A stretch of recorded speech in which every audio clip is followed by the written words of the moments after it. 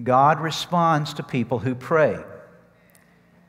And this is part of what you and I have to develop as a dimension of our spiritual life, as we have to learn how to press into God in prayer. Because many of the miracles are not just going to happen with a now I lay me down to sleep kind of prayer, okay?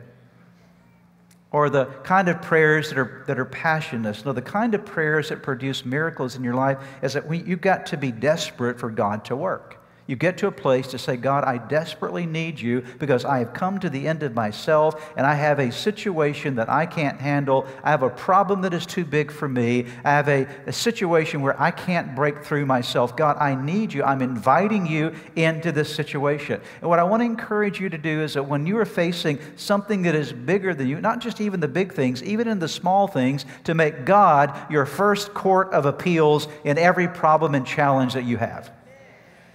That instead of God being your second or third choice, well, I've done everything now, I guess we'll pray.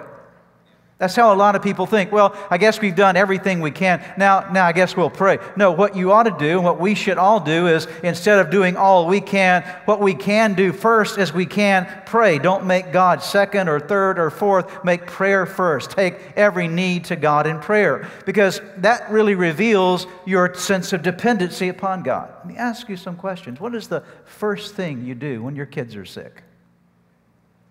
Where's the Tylenol? I believe in Tylenol, by the way. I believe that medicine's a wonderful thing. I believe that doctors are a wonderful thing.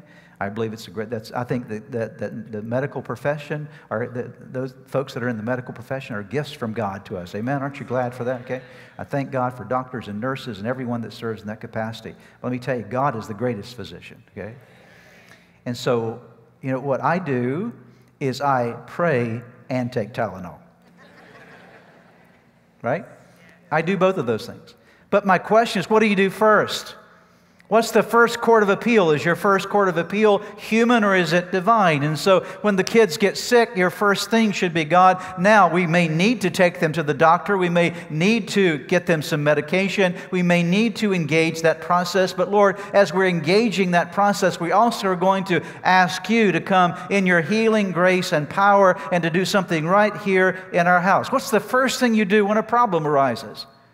When a problem arises in your life, is your first court of appeals your own mind trying to figure out how you're going to solve this problem? Or is your first court of appeals God? God, I need wisdom from you to bring resolution to this problem. When there's a challenge that comes your way, what is your first court of appeal? Is it God, or is it trying to somehow figure out how you'll get around or navigate the challenge? All I want to say to you in this regard is make God your first court of appeal. Go to God first.